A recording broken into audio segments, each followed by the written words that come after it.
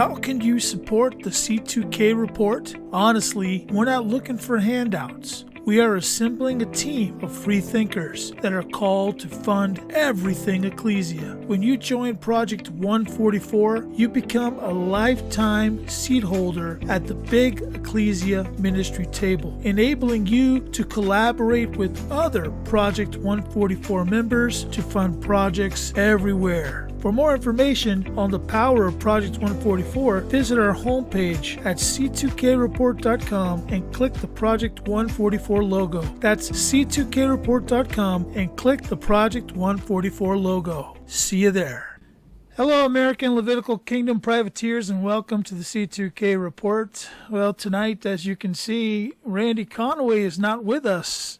Randy is helping Dr. Lake at a conference that's literally, just a few miles away from where we're going to be this weekend at the C2K report conference. So I've got a substitute teacher, you might say, that came in, and but I'm very excited about this one because we're on a series right now called where we're talking about the great, the great contractor, the great king, and the great this and the great that. Well, tonight we're going to talk about the great healer. And I thought that the one of the best ways to talk about healing is to bring in a healer, to bring in somebody who actually is an extension of our Lord's healing capacity, and who is a vessel of that very thing, and that's Dr. Ralph Ambriaco. I want to welcome Dr. Ralph Ambriaco to our show. Welcome. Thank you very much for having me. So, really excited to have you. I'm just going to real quick remind everybody that we do have a new class coming up on November the 7th. It starts. It's a 4-week class, Monday nights, 7 o'clock Central, and so if you need to get in on that class, and if you haven't taken it, you really need to get in. It's info@c2kreport.com. Just send me an email. Let me know that you want to be in the class, and we will get you on the class roster. With that put aside, I want to get into the actual discussion. I'm really excited to have Dr. Ralph on tonight. I've gotten to know Dr. Ralph just a little bit. We've met face-to-face one time when I was in Missouri for a different purpose, and I'm super excited about his knowledge. Having dinner with you that one time, Dr. Ralph, we got into so many things just in that hour that we were eating together, and so I'm very excited about this. But you said something that really intrigued me when we were having a conversation at that table at that restaurant that we were at in Missouri.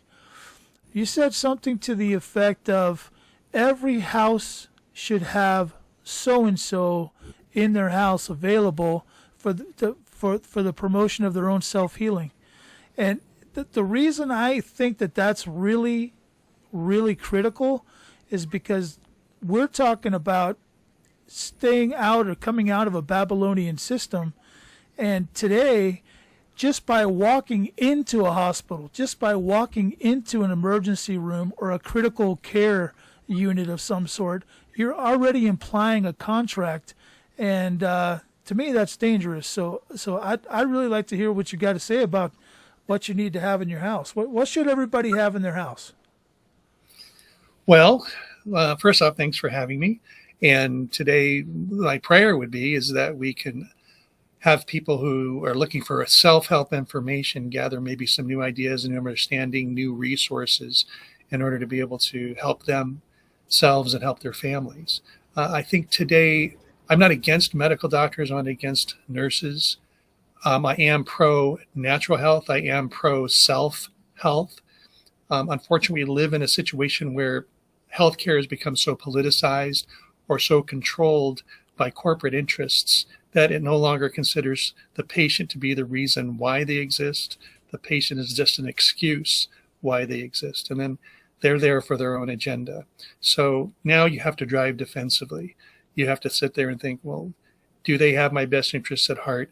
And am I at risk for the procedures that they're recommending? And if are they recommending what they're recommending for me, for my family, is that really my best option, or am I even my only option? Some people, the assumption is it's my only option, and it's not.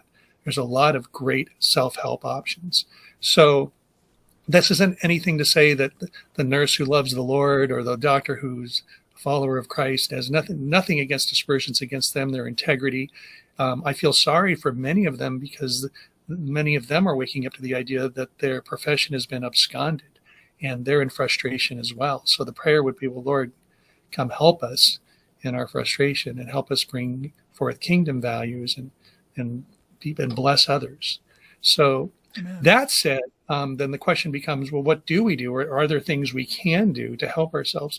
And this can be a very, very, very long subject. I've actually thought, well, let's just jump in at some point. This is one of those things. It's like you don't start playing the game of Monopoly. You just kind of talk about a couple of rules and then you just jump in and you learn as you go.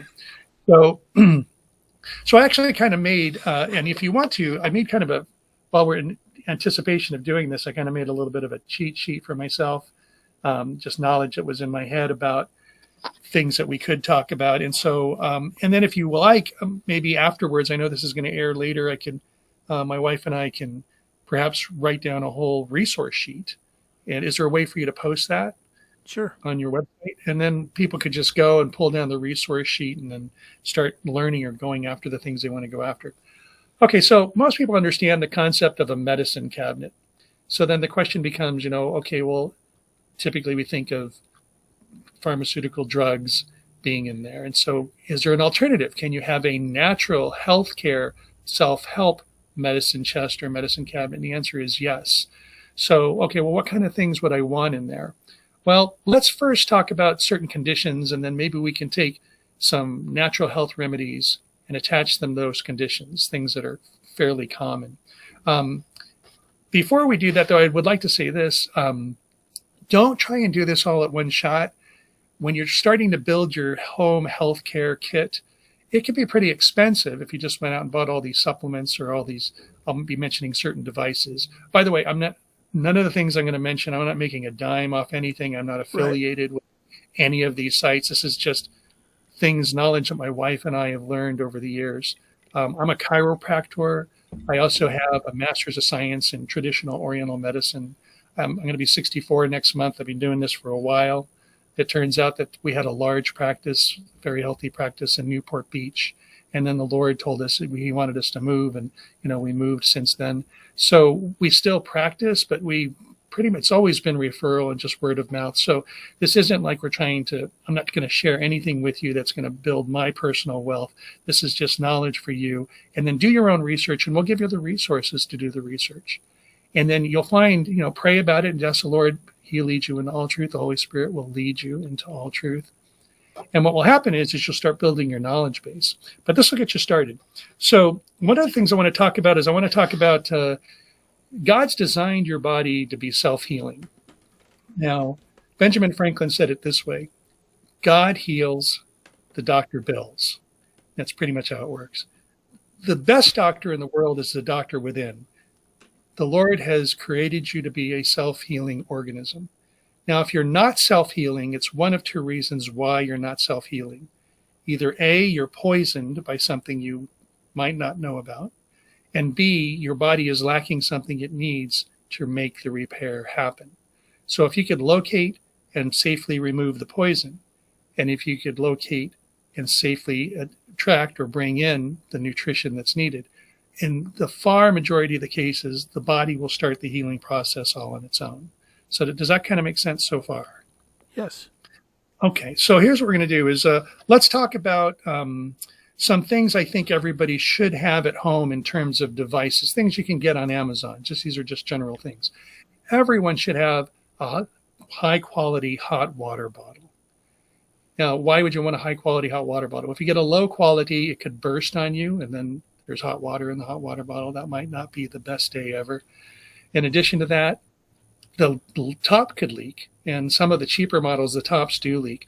One of the ones I constantly would recommend to our clients would be a Fashy, Fashy,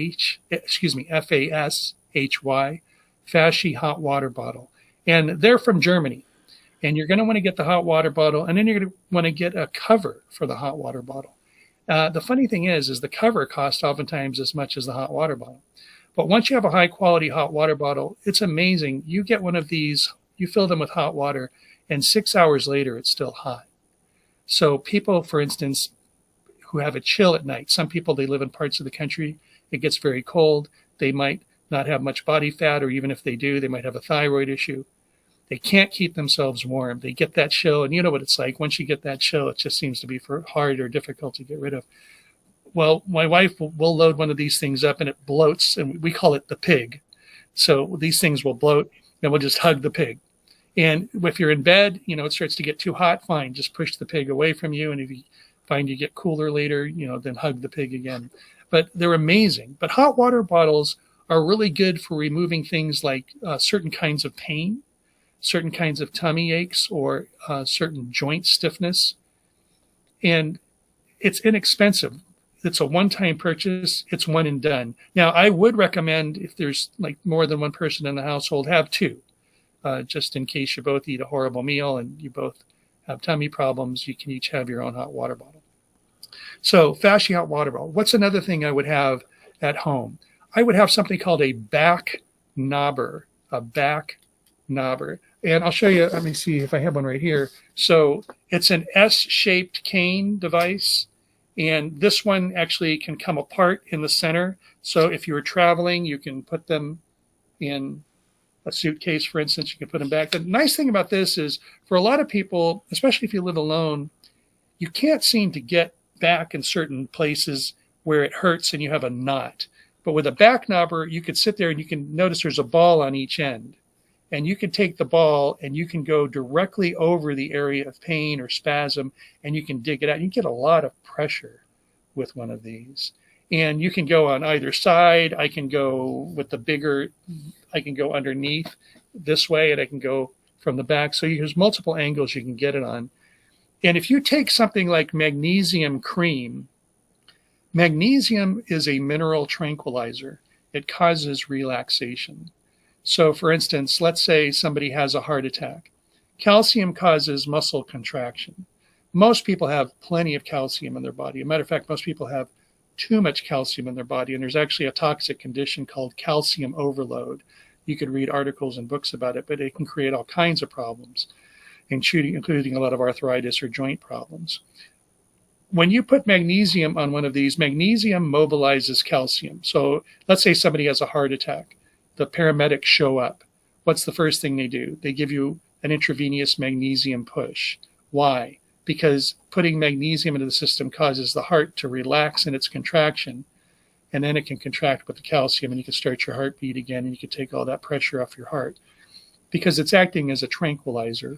So the same thing, if you got a muscle spasm or you got a Charlie horse, or you have some kind of an area in your body where there's stiff or tight tissues, you can put magnesium on the ball, and then you can take that and put that right over the area of pain, and you can literally rub it in. And you might have to do 2 or 3 applications and then rub it back in again. But what will happen is over a period of a couple of maybe 10, 15 minutes, you'll start feeling that muscle relax once the magnesium starts getting inside the cells. So I would recommend a back knobber 2. You can get those on Amazon or on a back tool store. There's many of them online. So that's something else I would have. A third thing I would have is I would have some kind of a red light device. There's an electromagnetic spectrum, and part of that spectrum is the visible light spectrum, and red light would be part of that. If you take a prism and you take white light, it fractions it off into the different colors of the rainbow. And the red light spectrum causes tissue regeneration and tissue healing. So if you have a skin condition, for instance, let's say you have a cold sore, you can take a red light, just put the red light on there for about a minute, maybe 2 minutes at the most.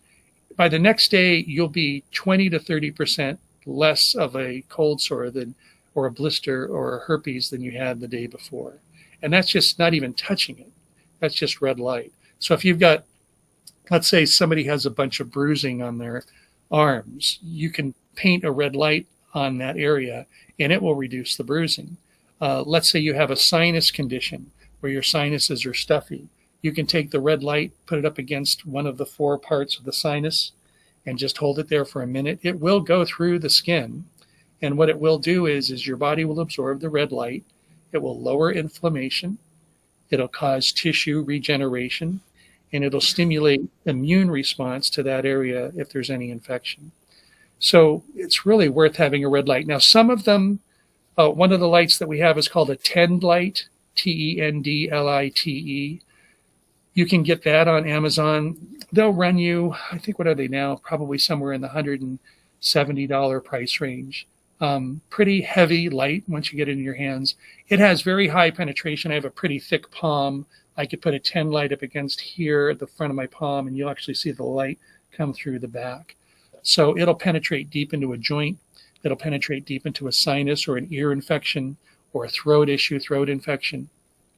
But if you have skin conditions like psoriasis or eczema, or you've got conditions like a redness or a blotchiness or an itchiness or a flaky area, and especially if an area is sore, like a cut or a wound, you don't have to touch it with your hands or any applicator or any type of a bandage. You can simply put a red light over it.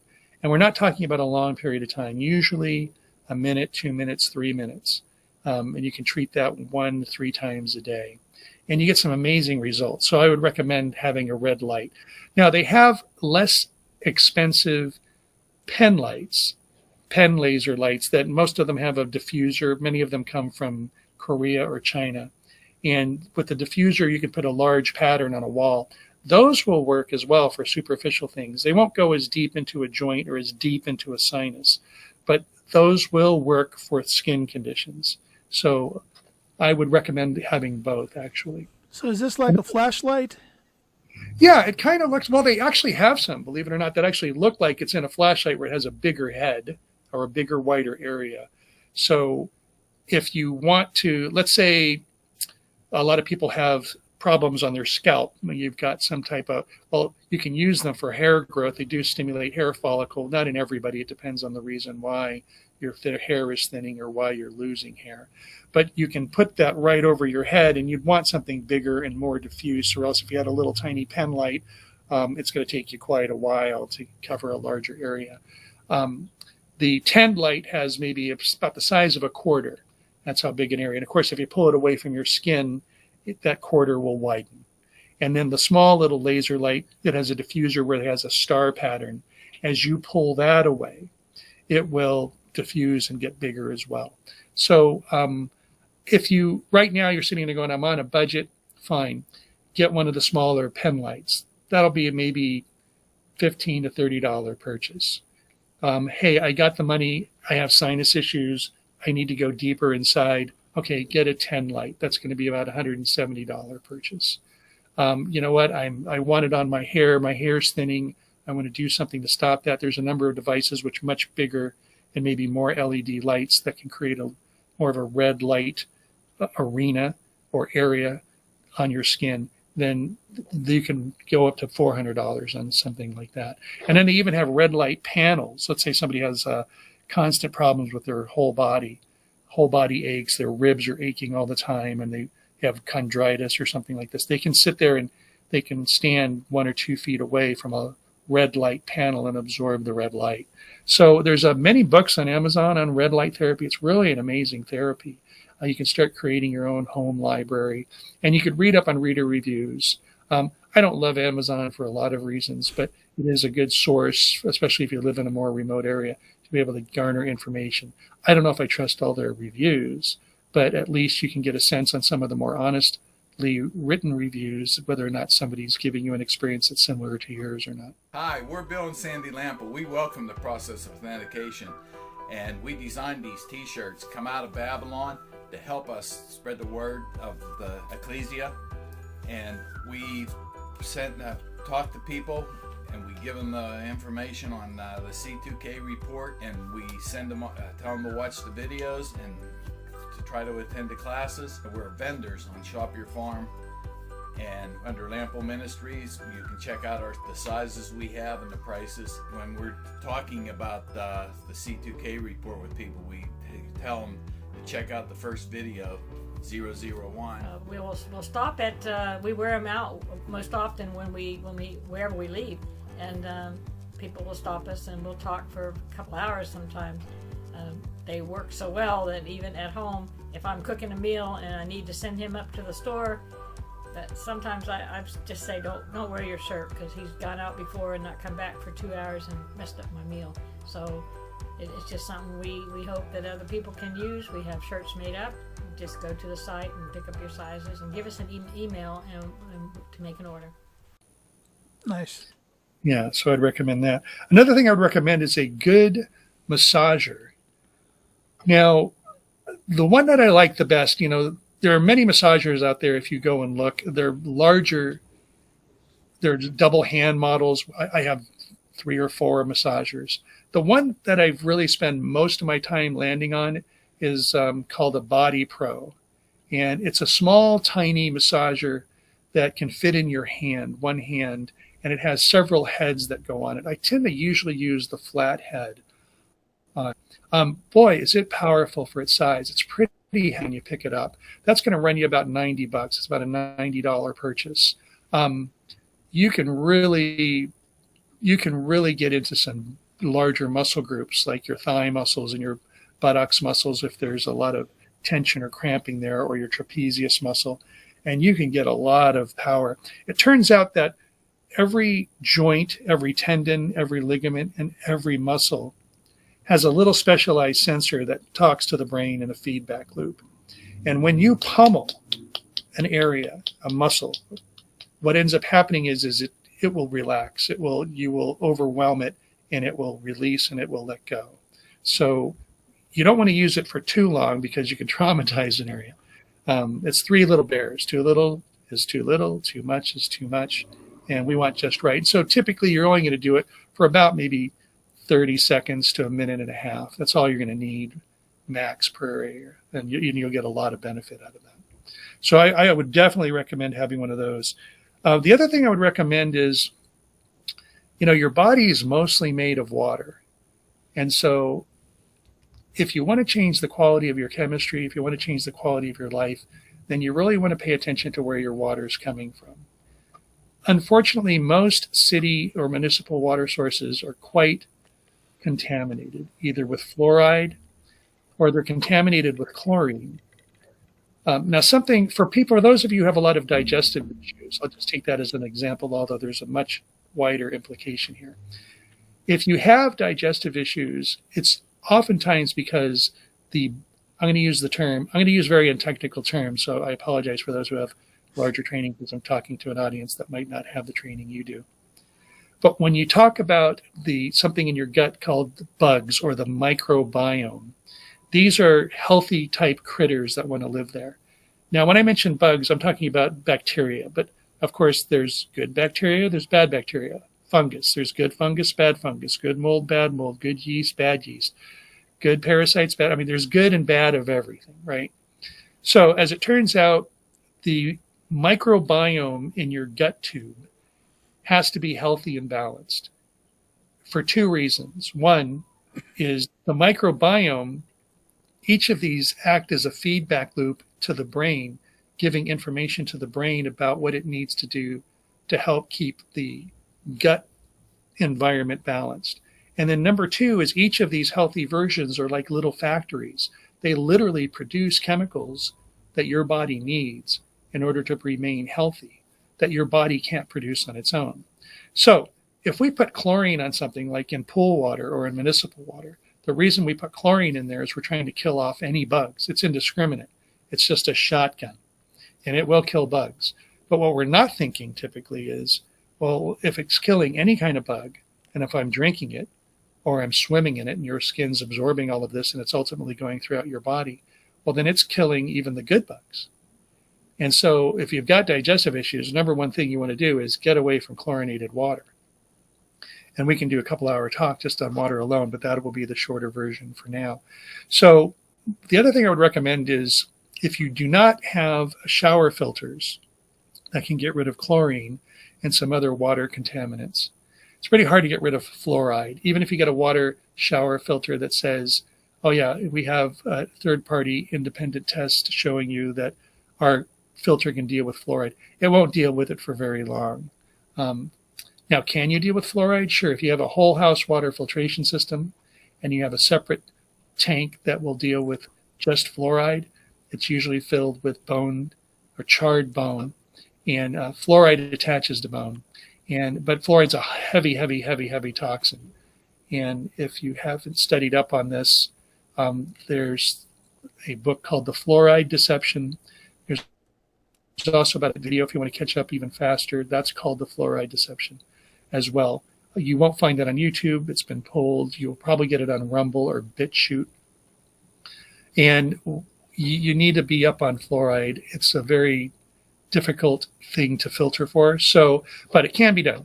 So the minimum you should have would be a shower filter. And there's a number of shower filters. They're not beautiful or designer lovely if you have a designer bathroom, but hey, it's your health, and I would put that as a priority. The other thing I would have is I would have this for not only a better source of clean drinking water, but also in your emergency supply checklist, and that would be a Berkey water filtration system. And Berkey water filtration systems, they're stainless steel towers with a filter that you can exchange, but the filters last quite a while. And they're gravity fed, and they have excellent tasting water. You can take non-potable water, you can put it through one of these, and you'll end up with water you can drink that not only you can drink, but tastes very good. And I would buy the small, medium, or large, depending on your needs. I'd buy extra filters.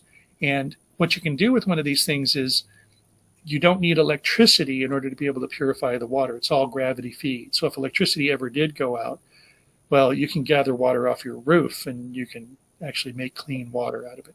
So, but you want clean drinking water. And again, we can go on and talk about, is distilled good or bad? What kind of reverse osmosis versus other water filtration systems? That's a longer talk. But you do, at some point in time, need to address, where is my source of water? You do not want bottled water.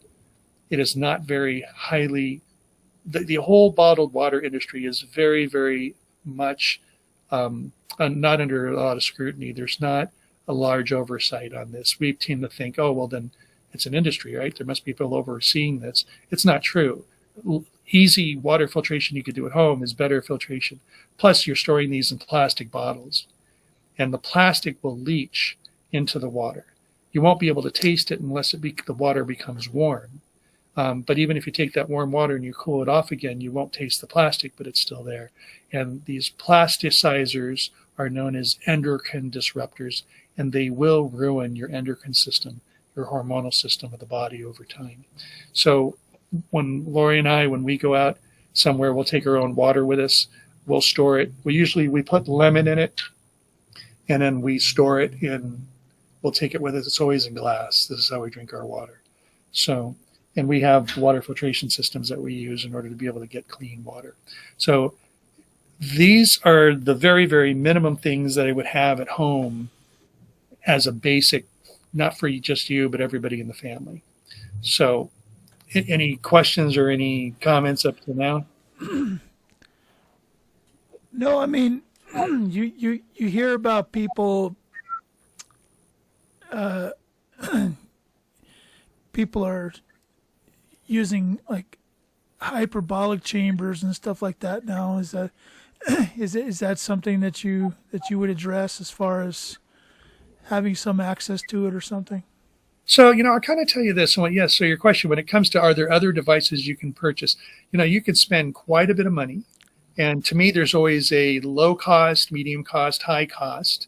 And then, of course, no matter what the cost, what you're trying to look for is you're trying to look for value or effectiveness. If we are going to be good stewards of God's money and the resources he's given us, then, we want to make sure we're at least trying to get the best value for the money that we're spending.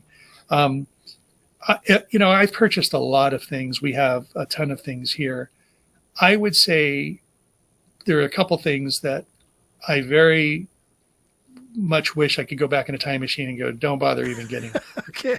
What are those things? What are those things? So, well, one of them is I believe in a far infrared sauna, But the far infrared sauna we got at the time when it was new was very expensive. And I don't know, I didn't know enough to do my research. I was just taking advantage, or not taking advantage of, but I was listening to the person who was speaking to me, and I was just taking their word for it. And I found out that there were other units that were better that I could have spent a lot less money on. When you need to do your research, of course, every time you start doing your research today, especially since 2012, and then especially since 2015, my wife and I, we like to research. We're kind of information pigs. Of course, the more you learn, the more you study, and the more you know, the more you realize you don't know anything. But as it comes out, you have to watch out. Is if you ask the Chamber of Commerce, should I live in this town? They're going to go, of course, this is the best town ever. You know, you have the milk advisory board. Should I drink milk? Yes. The coffee advisory board. Should I drink coffee? Of course. So you always have to look at, is the information I'm getting objective information? At the same time, a lot of people are out there and they go, well, I'm going to follow the science and I'm going to trust science.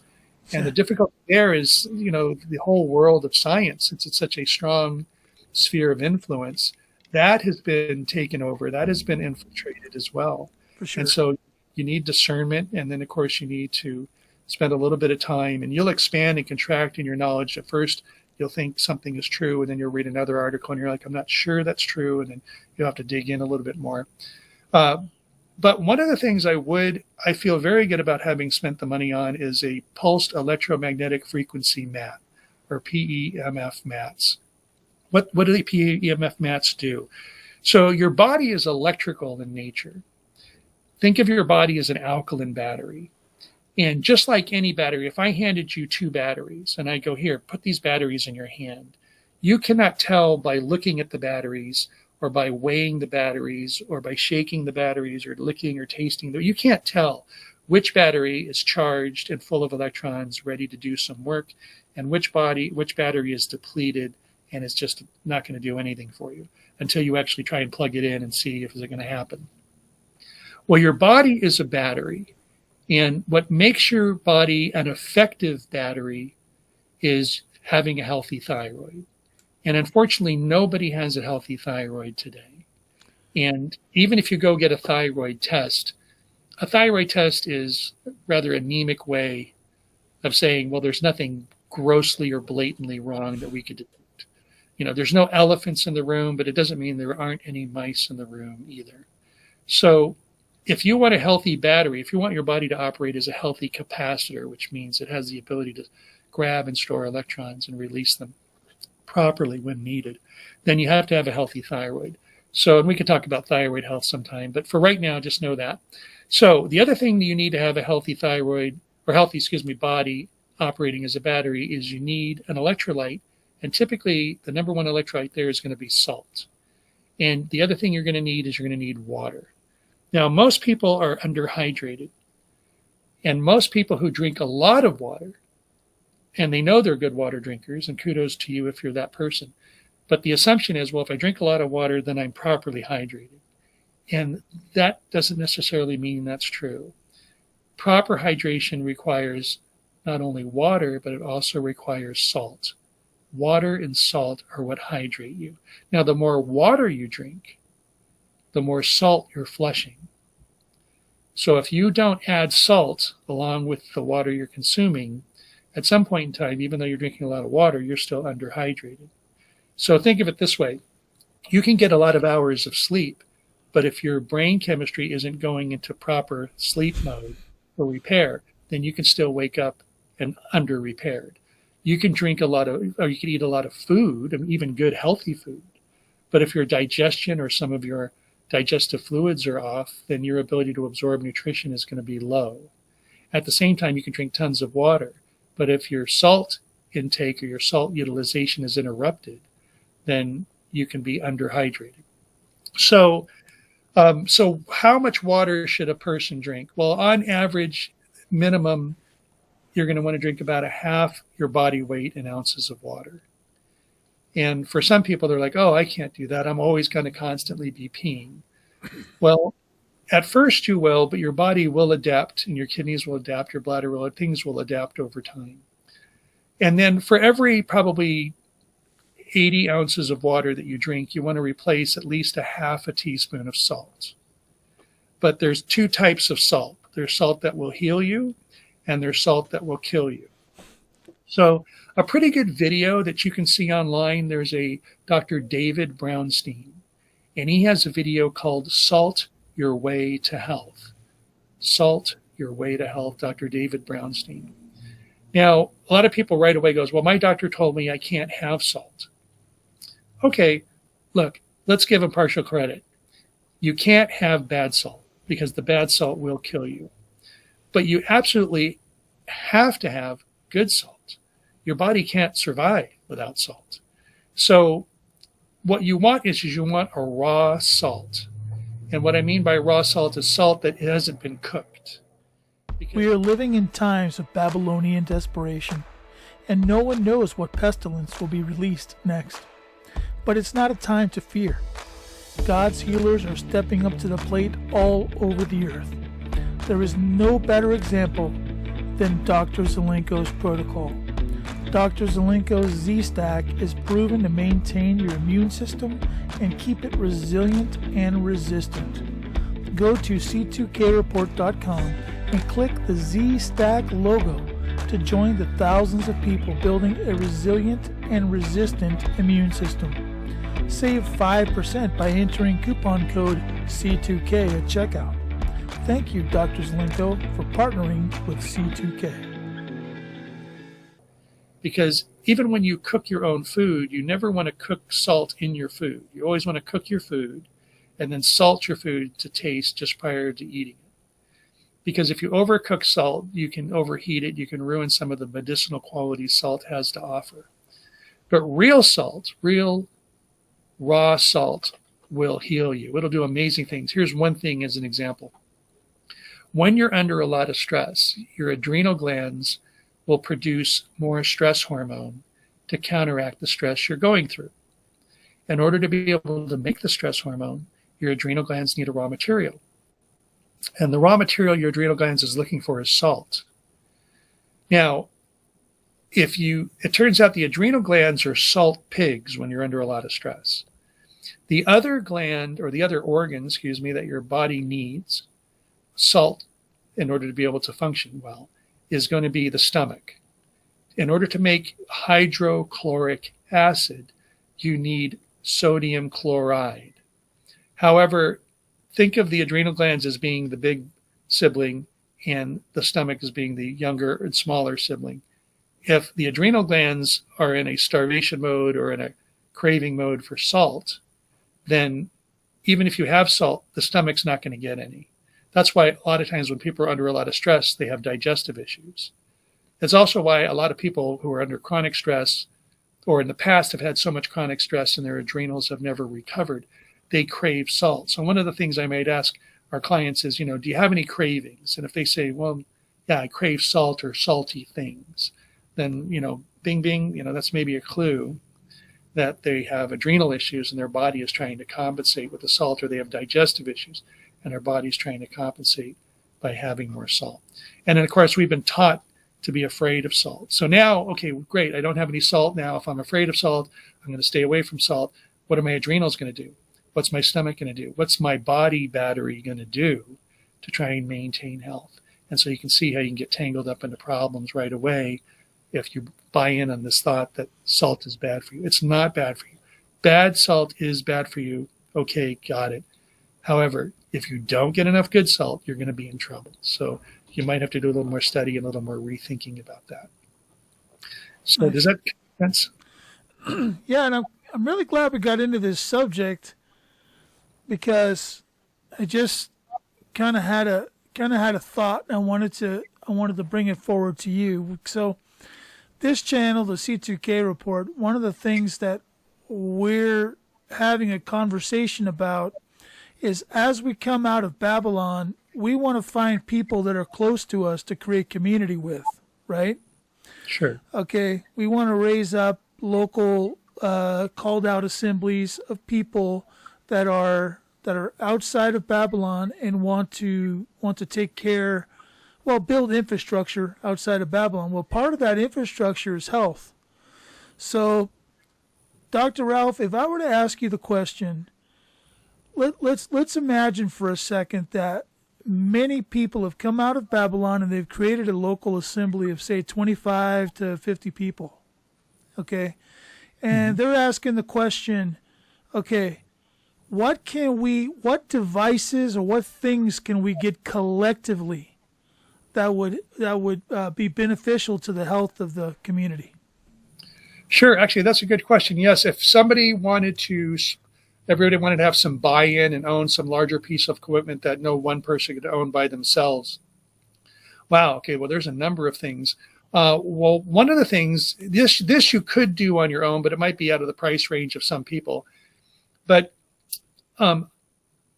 many of the modern diseases that we've been confronted with, that we are been told by that are plagues. So, for instance, HIV, H1N1, swine flu, bird flu, Ebola virus, coronavirus, bovine spongiform encephalopathy. All of these have patent numbers associated with them. All of them have been man-made. I just read this week that Boston University, and in a gleeful, proud way, have announced that they've just morphed a COVID virus into a new form that has an 80% kill rate in mice. I saw that too. Yeah. I mean, you have to understand that there are people out there with a different agenda. Most of us, we just want to have a nice meal with our families, and we would just want to enjoy God's gift of fresh air and healthy, clean food and water. That's not the agenda of some other people. And unfortunately, we've got to drive somewhat defensively, and we have to learn not only their agenda, but maybe perhaps some countermeasures while we're trying to keep from getting deluged with what it is they're throwing at us right now. So I would have a hospital-grade oxygen concentrator. If you could afford one and have one at home for yourself, I would definitely have a hospital-grade concentrator. They're going to run you about $1,500 to $1,700. Now, if for some reason there's a group of people, they might be able to buy one or two. Now, if everybody comes down with something, you might be low on concentrators. With all of these new modern viruses, they all seem to be SARS-type viruses, sudden acute respiratory syndrome. And the issue there is, it's a scary thing when you can't get enough oxygen. So what are some other maybe low-cost options? Let's talk about that as well, since we're on the subject, and then I'll go into some other devices you can have. So another low-cost option is, I think everybody should have, because of what's going on right now with these plagues, a desktop jet nebulizer. Desktop jet nebulizer. Now, they're loud. They make a lot of noise, but they have more power than some of the small battery-operated handhelds. I would also have a small battery-operated handheld. And the reason I would have that is because if electricity goes out, but you have a source of batteries, you can still nebulize. Now, believe it or not, you can nebulize things like nanosilver or colloidal silver. You can nebulize not Walgreens grade hydrogen peroxide, but natural health food grade hydrogen peroxide. You can dilute it down. And you can nebulize things like glutathione, even though you want a reduced form of glutathione, L-glutathione. Maybe we could send you a link on how to do that, and your readers can pull it off. You can also nebulize salt water.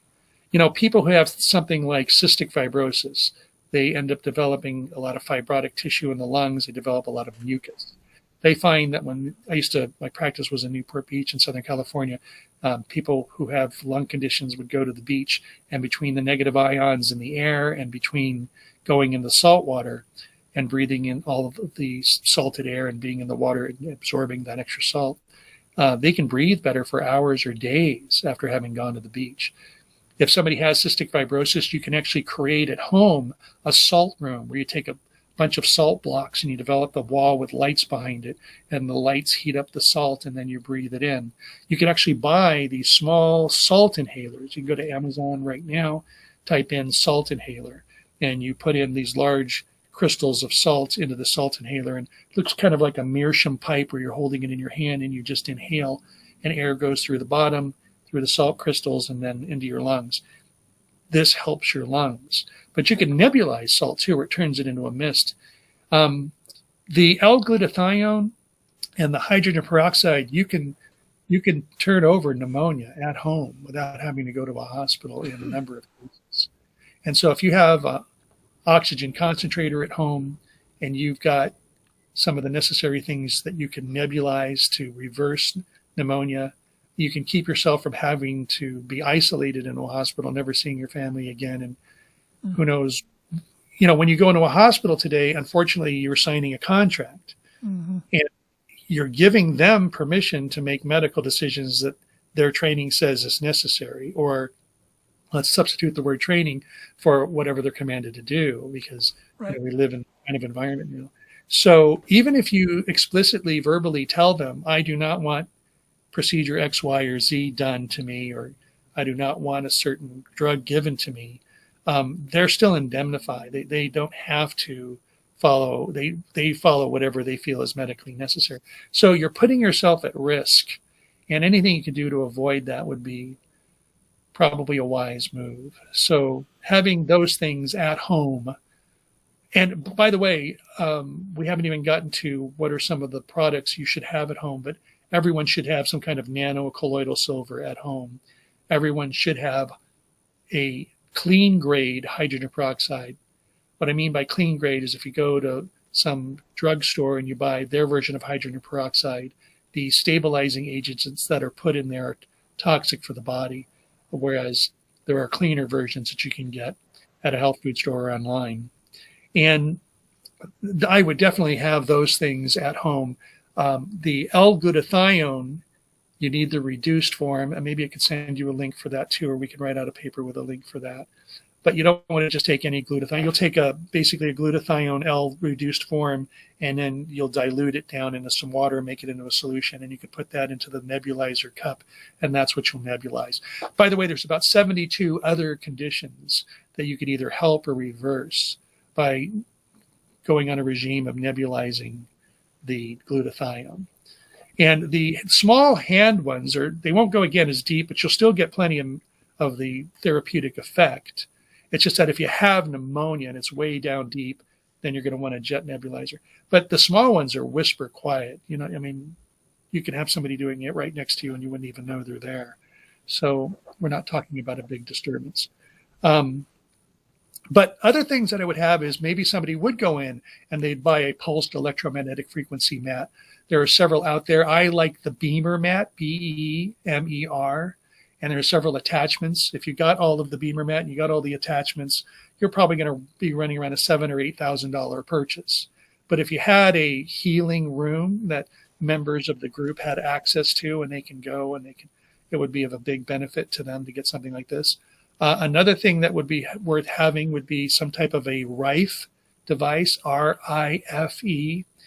If for some reason your listeners haven't heard of a man named Royal Raymond Rife, I would recommend that you would take a look at several videos that are out there.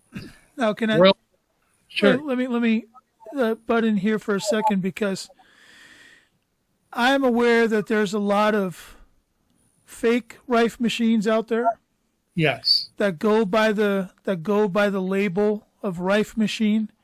So can you point us to a good one?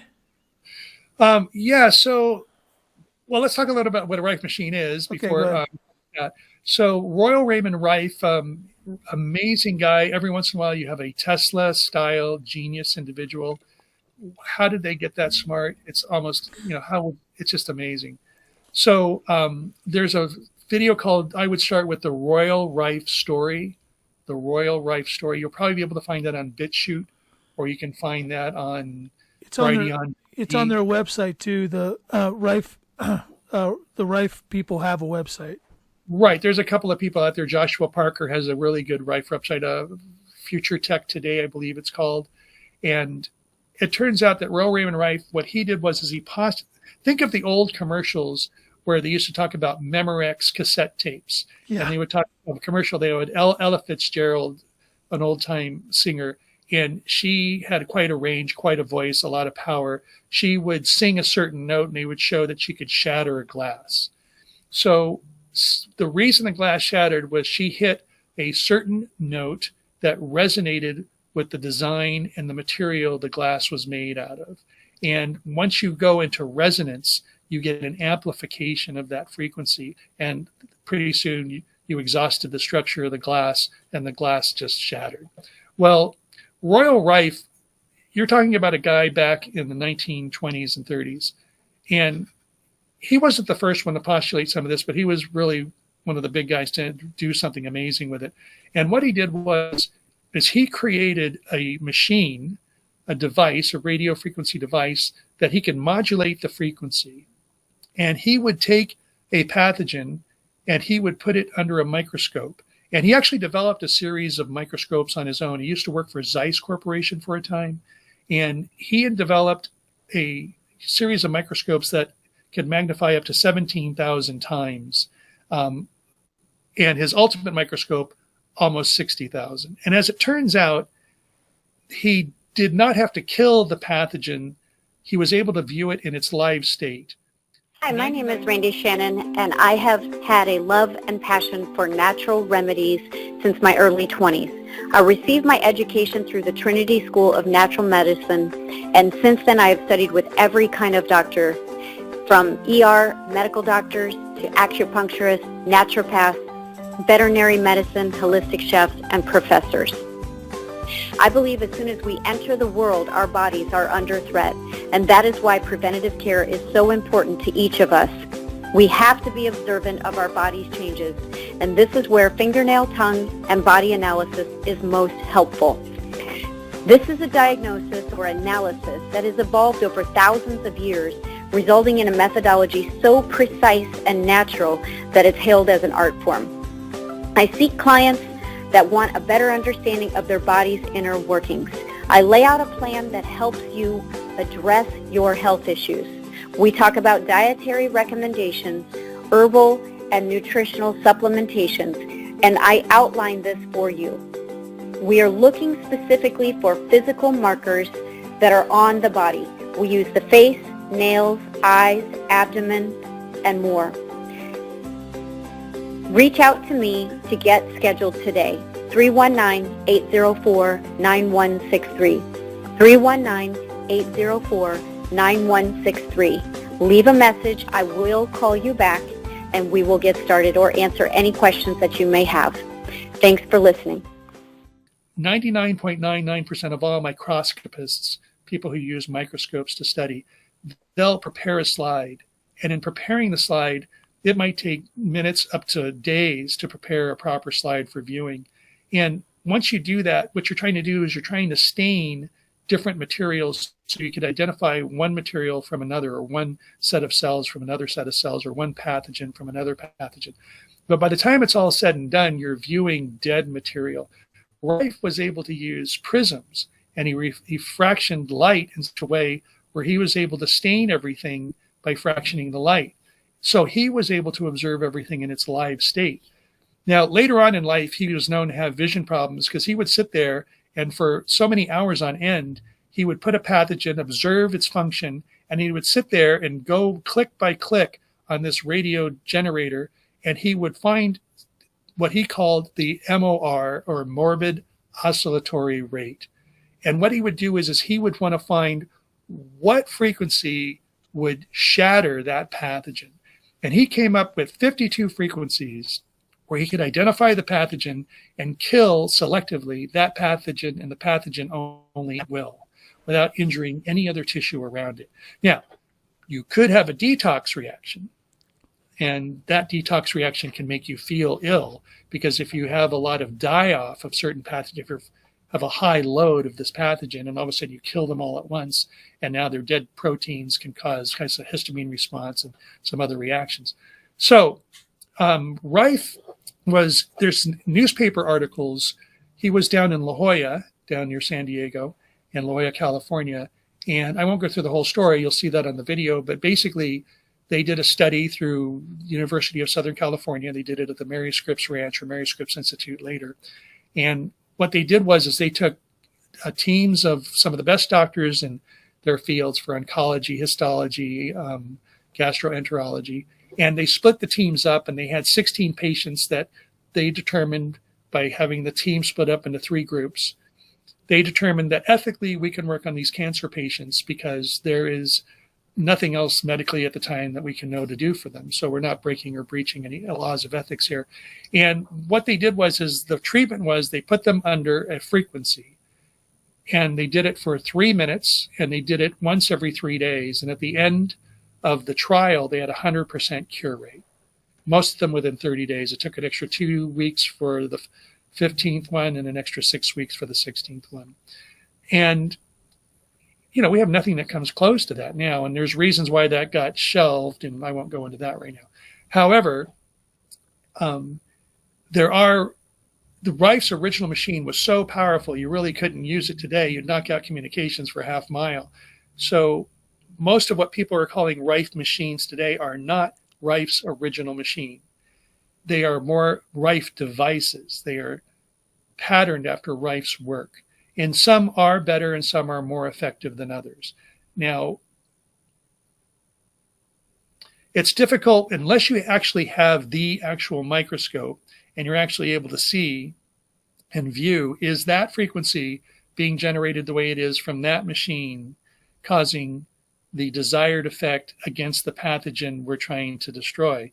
Then how can you say with 100% accuracy? However, one of the better machines that are out there in the research that I've done, and there are other good machines, so when I'm mentioning products and things here, I'm not just saying this is the only one I endorse. I'm not loyal to any product, and I'm not making money off of any product. I'm just saying that there's a number of good machines out there, but one of the ones that have been around for quite a while is a GB4000. A GB4000. And you can get a GB4000 with something called a MOPA device, which is a light frequency generator. Rife's original technology had what these people did is they literally sat down in front of a light bulb for 3 minutes. They couldn't hear the frequency, but the light bulb was generating the frequency and it was penetrating their body. So you can get very effective results with Rife on a number of pathogens. So then the question becomes, well, how do you know what frequencies? Because you can program all kinds of frequencies into these devices. And there's a number of books out there. Nina Silver has a book called Rife Frequency Handbook. I've met Nina before. I've worked on her before, a really sweet gal. There is another website called alteredstates.net, I believe. It has a huge range of frequencies, people out there who are using frequencies. I have several devices, that a Wellness Pro and a couple of other Rife devices. It takes time to play with them, learn them, but if you have somebody who can be dedicated to studying how to learn how to use it within the group of people, it would be worth having a high quality Rife device around. And that's something that no one person would probably want to splurge the money on. You're going to spend, maybe $7,000 to $15,000, depending on which Rife device you get and what are the attachments you get with it. But that would definitely be worth having around if you have a wellness club and people are splitting the devices. We'll stop there maybe for that part right now, and we can talk more about others. But right now, that's probably not as practical as maybe people at home. What do you think? Yeah, but yet it's important because as we continue to lead people out of Babylon, this is the next thing. This is the next the evolution of that process. Is we go from taking care of our house, establishing our house under Christ, to joining with others who have done the same. And then we have to start building infrastructure. And I don't know that there's a better place to start in infrastructure than personal health.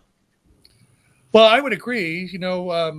Winston Churchill, despite, some of his other character flaws, he actually said something one time, I think, that has a lot of weight or a lot of value. And that is that the health of any nation wealth of any nation, can be determined by the health of her people.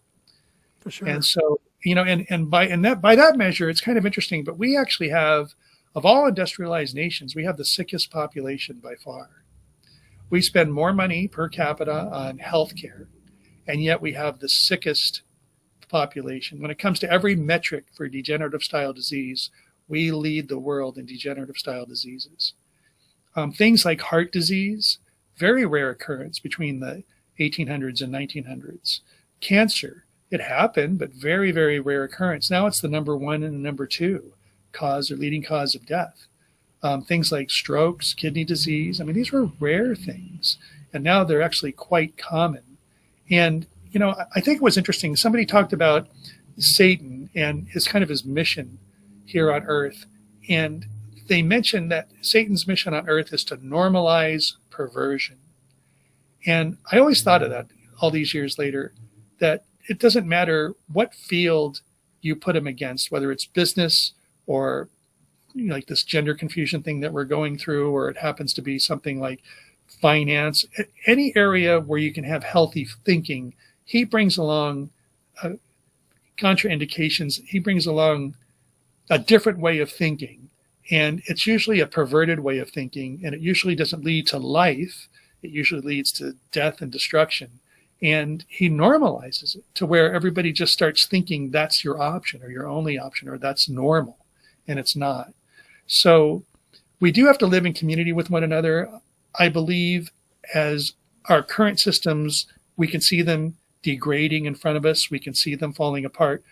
And, why stay on the deck of that boat if we can jump over to another boat? But like you said, we have to build something else that floats. And the ecclesia, setting up your home, setting up your own personal governance system, gaining knowledge and information on self-help and self-sustainability, getting trained and skilled and learning and not being afraid. I need to push into this. Let me take it one bite at a time. I will learn this. I can have a community of people. We can learn this together. That's going to be the way to thrive going forward, because your options for remaining healthy, the options they're offering you, they're becoming more and more limited and more destructive. So I would agree that there is importance in this idea of creating communities and creating situations where we can buy material together. But then, it also starts at your home first, and that is, what's the low-hanging fruit, and share with me what we can do to get there. So where would you want to go from here? Well, I can mention conditions, and I can mention things you can have. I can mention just philosophy. How would you like to go? Well, we've been at it an hour now, and we've discussed a lot of things that perhaps you want to consider, slowly gathering to bring into your house for your own personal health. Did you want to mention some other what? Let's see, these are devices. About let's do things to buy, products to buy. Yeah, go for it. So, I got this sheet that I put together that, and we can put that on your site. So I would start to learn. You'd be amazed what powerful medicine baking soda is. Baking soda is real medicine, and it's a low cost something that you could have at home.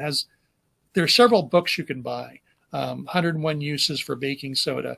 There's many articles out there. There is a naturopath by the name of Dr. Mark Sircus, Sircus. He's got some amazing information on what you can do with baking soda at home. There's so many problems in the body that require an acidic internal condition for those things to either occur or to continue. And you can start breaking the cycle by alkalizing your system. And one way that you can alkalize your system early on is baking soda. So usually in the morning, my wife and I will have either baking soda, or there's another product called pH Adjust. You can get it on Amazon. It has not only baking soda in there, but it has sodium bicarbonate, but it has a couple of other bicarbonates in there as well. And so at night, you develop a lot of cleansing activity in your body, and you're removing a lot of acid wastes. And so we'll introduce in the morning big 8-ounce glass with some bicarbonate in there to help neutralize acid, and we'll wait a half hour before we do anything else. So learn about the secrets of baking soda. That would be part of your natural home healthcare chest. Another thing is activated charcoal. activated charcoal, if you have any kind of a poisoning, you can knock a huge number of poisoning events out with activated charcoal. Now, you can buy it in capsule form, and it has value there. You could also buy it in bulk form in a bag, and it has value there. You would use different ones. If you get poisoned, you can make an activated charcoal slurry. And there are recipes online how to make an activated charcoal slurry. And you can drink it down. Now, activated charcoal is black. It will stain when it touches. So you have to be aware of that. Don't be wearing a white robe and then thinking you're going to detox with activated charcoal. If you're sloppy, you're going to be doing a lot of laundry. So salt, we talked briefly about salt, but I would have a good quality non-toxic salt. What do I mean by non-toxic? It turns out that salt can be gotten from the ocean. You can be harvested from the ocean, but a lot of our oceans are quite toxic for a number of reasons we won't go into right now. You can mine salt, but if you mine salt, depending on where you get it, there could be other heavy metal contaminants in there like mercury or cadmium or lead. So a salt that my wife and I like to use, you can get it on Amazon, you can get it on Vitacost.com, or you can get it on Sprouts online or Lucky Vitamin online. And that is called a Premier Research Labs. Premier Research Labs. And they have it's a pink salt, but they're not calling it Himalayan salt because there's other salts in there. Premier Research Labs owns their own laboratory, and they're kind of sticklers for toxicity. So if they get a batch of salt and it's too high in some type of a toxic heavy metal, they're going to send it back. So at least there's some independent testing that's done on the raw material itself. Another thing is lemons. You'd be shocked to know how many problems can be fixed with lemons. We put lemon in our water all the time. We drink at least one full lemon a day. If you go online, type in health benefits of lemons, and then type in meme, and then click on Google Images, and you'll see many what are called infographics. And you'll see where they can have one page and it'll tell you all these health benefits. There's like 20 different health benefits just from getting lemon into your life. And that's a low cost thing that's easy to do. It actually makes your water taste better. Some people will complain, I like the idea of drinking water, but I choke whenever I try and drink water. And there's a number of reasons for that. Lemons can, for a great many of those people, they can get them to where they can drink the water no problem. They don't feel like they want to gag it back up. So lemons are a huge plus. The other thing I would definitely have in your health cabinet is clay, earth clays. So the two different kinds of main clays you're going to have here is either diatomaceous earth. Diatomaceous earth is mostly silica, but you can use it for cleaning out the gut tube. You can use it for if you have weak nails, weak skin, weak hair. It will strengthen your hair, skin, and nails. You can use it to kill certain kinds of worm parasites in your body. You can use it also to act as if you have, let's say, a lot of mucoid plaque, or you have even some biofilms, it will help scrape some of those out of the body. And you can it's very inexpensive. You can buy it online. You can buy it at a feed supply store. You just want the food grade diatomaceous earth. You don't want to buy it at a pool supply store. You don't want to breathe it in from a pool supply store. That'll scratch your lungs. But you want a food grade, and you'll be fine using that. You also want some kind of a detoxifiant clay like bentonite clay. And bentonite clay, Great Plains makes a good one. My wife and I, we like Sonnes, SONNES, number 7, detoxificant. Bentonite clay, once you go online, like uses for bentonite clay, you could take it internally for all kinds of digestive issues. You can put it on wounds. You could put it over skin conditions like psoriasis and eczema. There's a wide number of things that you could use it for internally and externally, and you can readily get information online. The other thing is silver we talked about. Now, with silver, you can actually purchase silver, or you can make your own silver. Now, a lot of people right away, the first thing you get is this warning. When you mention silver to people who've had some training, they have this reflex. You can't take silver. It's going to turn your skin blue, which is a condition called argyria. Can silver turn your skin blue? The answer, yes. I had a friend of mine Jeffrey Hayes. He was head of the Tesla Engine Builders Association. And Jeffrey intentionally turned himself blue just because he wanted to prove that you could reverse it. He goes, I drank over a gallon a day of colloidal silver, which is a bigger particle and more likely to get stuck in the tissues than the nano silver, which is a smaller particle. He said, it took me a year and a half. He said, one day I went to bed looking perfectly fine. The next day I woke up and I was Papa Smurf. I was just purple blue. And then over the next couple of years, he reversed it and he started drinking nano silver and less of it. So it's not a harmful condition. You know, if you want to look like a Martian for Halloween for a number of Halloweens, okay, fine. But other than that, you'd never have to turn blue. Don't be freaked out about it. Don't worry about it. You're not going to be taking it in those kind of dosages anyway, and you don't have to for the beneficial health effects. But silver, you can use it in your eye. You can use it in a child's eye. Matter of fact, when a child is born, one of the first things they do is they put silver nitrate in its eyes. And because the child just came through the birth canal, which you want the child to come through the birth canal, because going through the birth canal and getting slimed by the bacteria in the birth canal is one of the body's, nature's way of activating the body's own natural immune system. And if you get a cesarean and you bypass nature's provision for you, the chances of having challenges later on are much higher. So silver is perfectly fine. You can put it in your ears, your nose. If you go online and you go to Amazon, let's say you can buy these small glass bottles that have nasal sprayers. You can spray silver up your nose. You can put it in your ears, put it in your eyes, use it for your pets. Oh, yeah.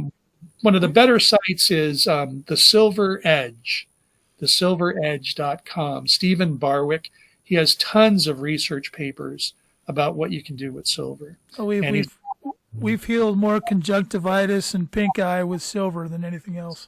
I had a sty in my eye about a year and a half ago. 3 days later, gone. Mm-hmm. You know, all with silver. And you can buy silver generators. And there's a number of them you can get. We got a number of them. We've got one from Steve Barwick. We have another one from, there's a gal named Claudia Orgill. She has a really interesting site called healthypreparedness.com, healthypreparedness.com. And they have a silver generator that's operated off with a small little solar panel. So in an emergency situation, you can still generate your own silver. So it's worth having silver around. The other thing is Dmso. So Dmso is an amazing product, and there's a couple of books. You can go online on Amazon. I would have 3 or 4 different books on Dmso. There's an amazing video you could watch online, and it's if you type in Dr. Jacobs, Dmso, and then 60 Minutes, the old news broadcast show 60 Minutes. There's about a 17-minute clip. Sometimes you'll see it divided up into 2 parts. You can use Dmso for all kinds of muscle conditions, ligament problems. You can use it for all kinds of skin irritations or skin issues. You can technically drink Dmso. A lot of people say you can't drink Dmso. You can. You just got to learn how to dilute it. There's also an oral form of Dmso. Dmso is dimethyl sulfoxide, but MSM, methylsulfonyl methane, is the oral form. You want to get it in crystal form, not a powder form. The powder forms tend not to work nearly as effectively as the crystal. And so crystal form Dmso, you take a tablespoon or teaspoon once 3 times a day until you saturate, and then you can back down from there. It's kind of interesting. If you're low in zinc, there is something called a zinc tally test. You can actually buy these like on Amazon. It's a little liquid. You put it in your mouth and you hold it there. The worse the taste you get, the lower you are in zinc. If you're saturated in enough zinc, you won't taste any negative effect. Same thing is true with the MSM. If you drink it, and you're low on any kind of methylsulfonomethane, it's gonna taste horrible. You're gonna want to spit it out of your mouth. But once you get saturated, it tastes literally like nothing. It's not a big deal. Why do you need sulfur compounds? The methylsulfonomethane is a sulfur donor. The Dmso, dimethylsulfonoxide, that's a sulfur donor. Sulfur will detoxify the body. You need sulfur to cleanse the body from other toxins made by things like parasites, or your own metabolic function and the toxins that are naturally created from your own metabolic activity. So they're excellent detoxifiers. You want to learn how to use Dmso. Water, there's a book called The Water Cure. The Water Cure. There's another book called Your Body's Many Cries for Water. Your Body's Many Cries for Water by Dr. Faridun Batmandelij. Faridun Batmandelij. You can cure yourself with water if you know what you're doing. Now, there are different kinds of water ways. There are different kinds of waters. There's different things you can use to structure water. Some medicine cabinet things that you can have is Willard's water. You can buy that online. You can get a burn and you spray it with Willard's water and you will heal that burn exceptionally quickly. You can use Willard's water in your eyes. You can use it for all kinds of skin issues and it will have a strong healing effect. You can use Patrick Flanagan has a water structuring liquid called Crystal Energy. And I've seen amazing things done with Crystal Energy. Now, I have to mention one thing. Some of the websites and things that I send you to, sometimes you might see, as a believer, you might see something that looks like, well, this is weird or new age. And, unfortunately, a lot of those same believers will run to the medical doctor, even though run by pharmakia, which, if you look in your Strong's Concordance, pharmakia means witchcraft. Yeah. So I'm not saying all drugs are never to be used, but at the same time, as believers, we want to learn to look for God's truth. We want to be a Berean, accept everything with all openness of mind, but then later check Scripture to see whether or not these things are so. One of my old teachers was Chuck Missler, and he would always tell us constantly, check Scripture. Scripture is your guide. That will help you understand. So we have to learn to eat the meat and spit out the bones. But one of Satan's things he loves to do is he loves to contaminate truth so that we'll run away from it. And just like one lion roaring, chasing you in the direction of the lion that's going to kill you, this is how it is with certain therapies. You'll be chased away from a natural therapy, being told how dangerous it is for you.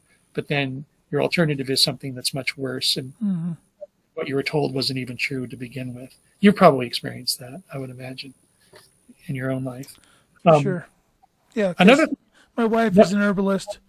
So when you're an herbalist and you're studying, herbology, you're going to run into, crazy witches and stuff like that, because that's generally who takes on, herbology. So.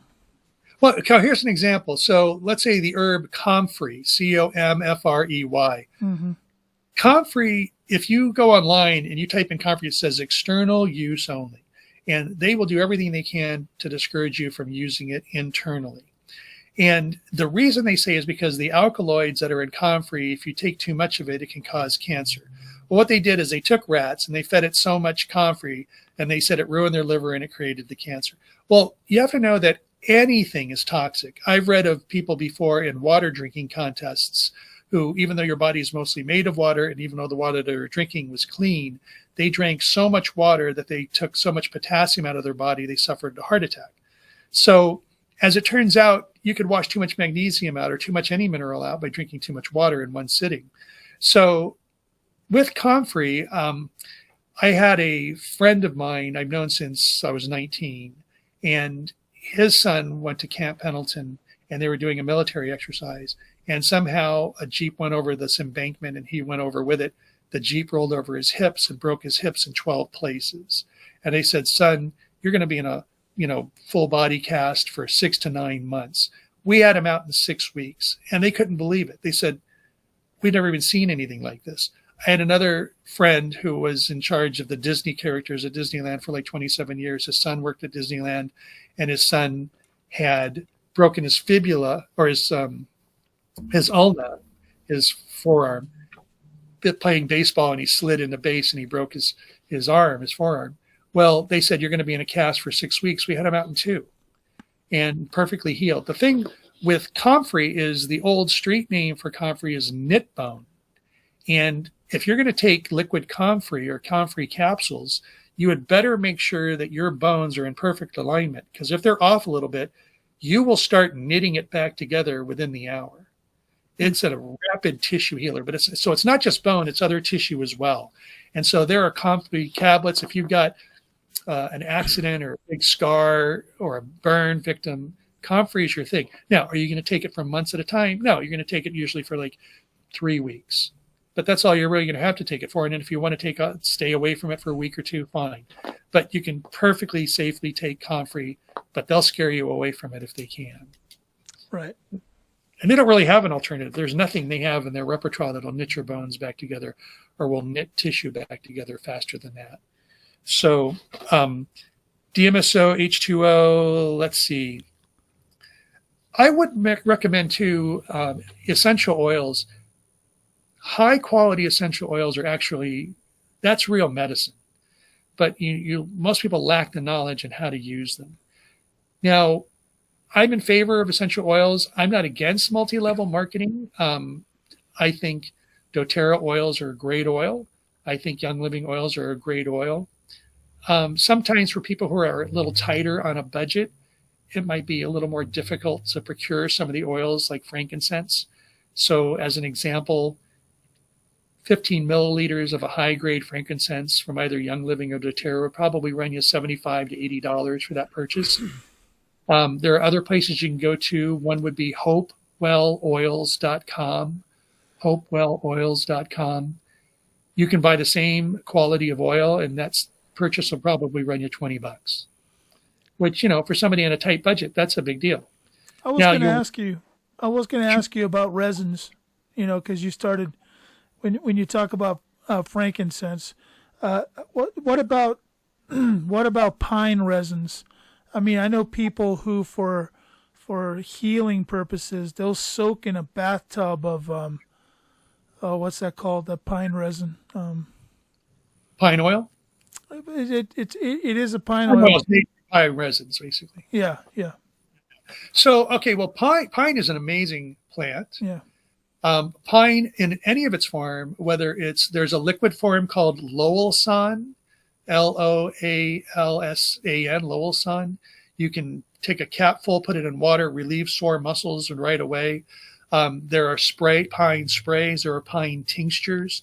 Pine contains sumarin, which is a chemical that can deactivate the spike protein in COVID. And so you can get a lot of benefit in COVID exposure and spike protein exposure. Turpentine, what I was thinking of. Yeah. Oh, turpentine. Yeah. So turpentine, when people think of turpentine, they think of a liquid solvent that is used in the paint industry. That's how industrial work. So you can get what are called turpentine, are also any of those high quality spirits can be had in a pharmaceutical grade. You can go online, you can buy pharmaceutical grade turpentine, and you can take it internally. And it'll kill parasites and it'll detoxify the body. And you can do it. There's ways to do it where you take sugar cubes and you start off with one sugar cube and you just put a number of drops of turpentine until it saturates the cube, and you eat that, and you work your way up to 3 sugar cubes. It's kind of like, not that sugar cubes are good for you, they're not, but it's a way to determine dose. And it helps it to go down better because it's a solvent. It tastes a little funky. So you can use turpentine. Let me mention one thing, if I can, that I remember seeing this back in high school. This is back in the 70s. And there was a National Geographic show that was on.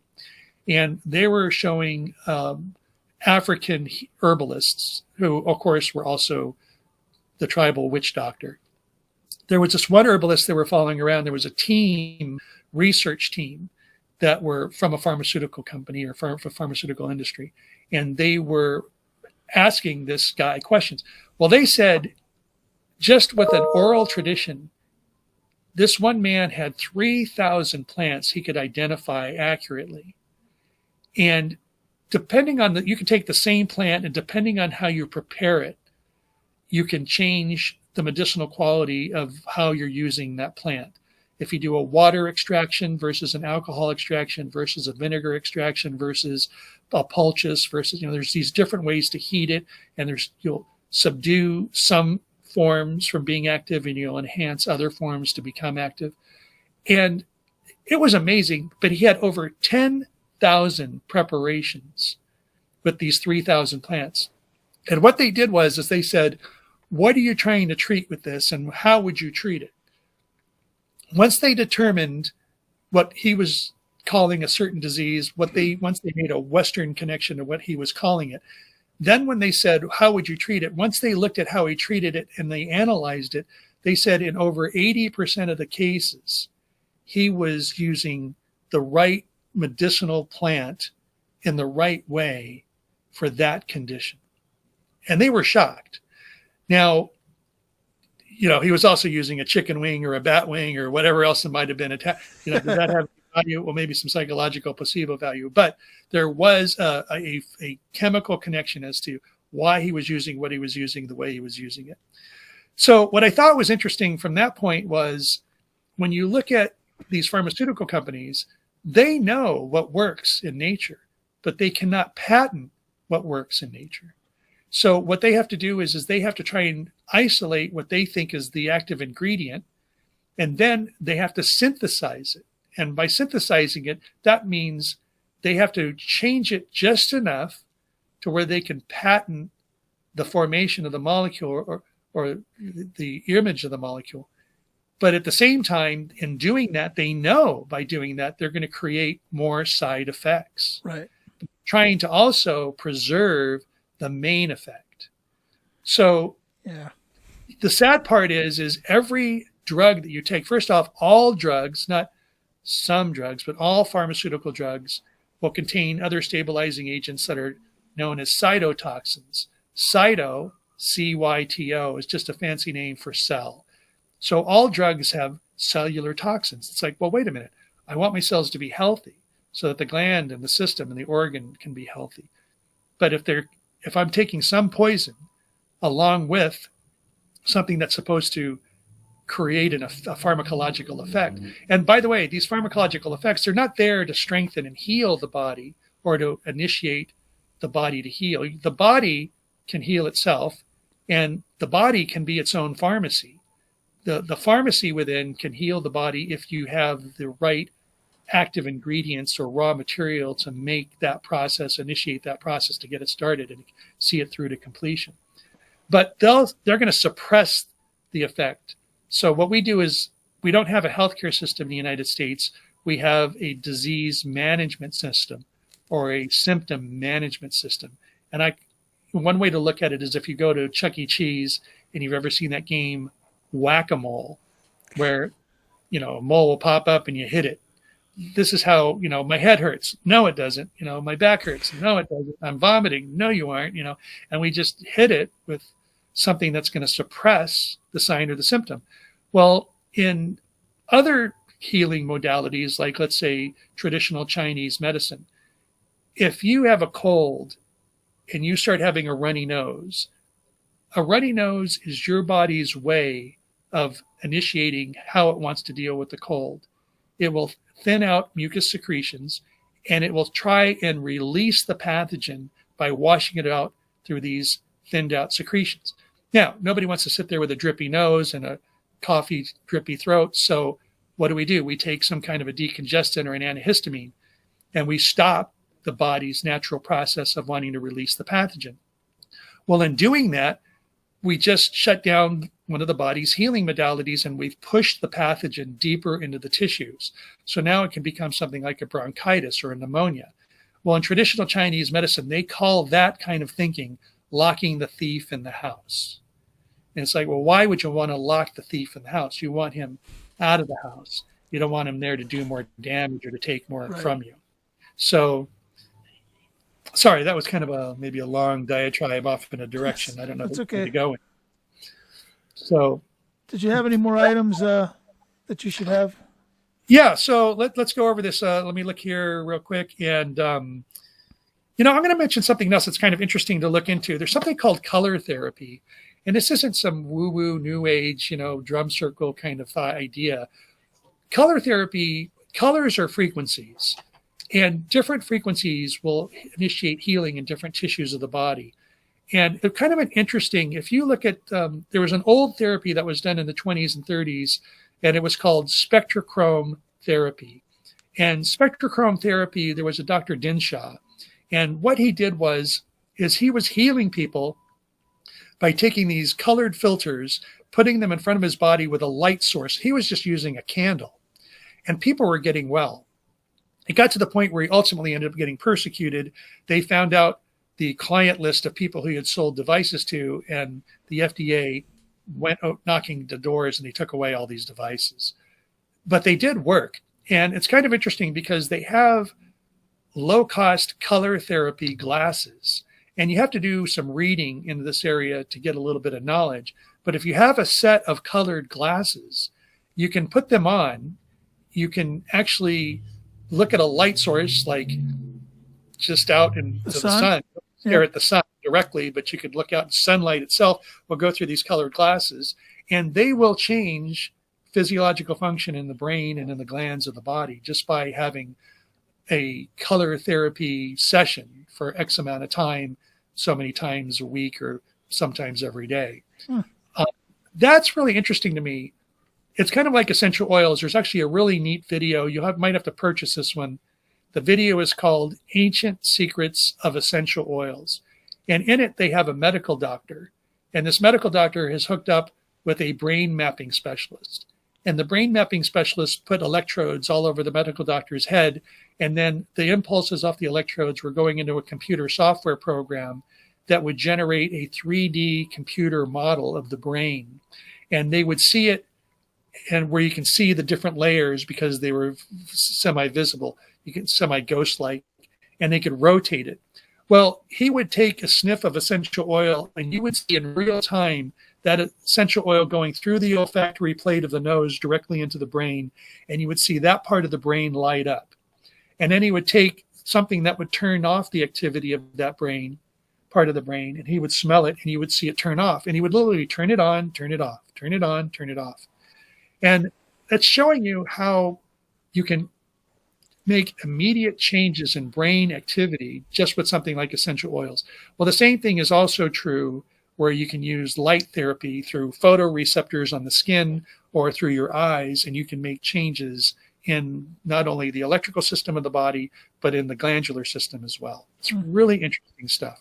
But that's something else I would look into that you could have at home, because it's a one and done thing. Once you purchase the glasses and you have a book that tells you how to use them, at least now you have another avenue to be able to help and heal yourself without drugs and with the electricity going off. You know, we used to accuse people of wearing rose-colored glasses, you know, when they would see something, when they were overly positive or whatever. Well, maybe there was something to that. Well, you know, I have actually, now that you said that, it's interesting that you would say that, because there's really interesting things about the etiology of words, right? Like we talked about, pharmakia means witchcraft. A pharmacist means one who poisons. That's what the definition of it means originally. So when you look at some of the definition of words, there are clues as to the ancient remnants as to why they were called that in the first place. And sometimes there's insight there that we can use today. Well, this has been fascinating. I'm sure that, people may want more. We might have to have you back, but next time have Randy on with us, because he can ask some questions. I know Randy has a relationship with you that's much deeper. So I just wanted to thank you for coming on here tonight. When you guys see this, it's going to be Thursday, and I'm going to just be heading off to the conference. So you'll have something to kind of chew on, because there's a lot of information here, and Dr. Ralph, I would love to receive some kind of a sheet, a PDF of some type that has the information on it that you kind of, went over. I don't know. I might have to try to make one or something here. Well, I'll put something together. It won't be an exhaustive list. This is a very, very big subject. Yeah. I mean, you can easily have a semester-long or a year-long class on this. Oh, yeah. But you have to start somewhere. And this allows people, or perhaps those who have some interest, this piques your interest, and it gives you some things to go online and start to research. And maybe we'll put some It's getting more difficult to find things online. Maybe I'll add some resource pages of areas that my wife and I look at to try and gather some information as well. Awesome. I'll have to add a healing tab to the C2K Report website. But thank you guys for watching. Do subscribe and share and do all the things that you guys do. Appreciate you guys watching. And remember, everything we do here at the C2K Report, it's all about the blood.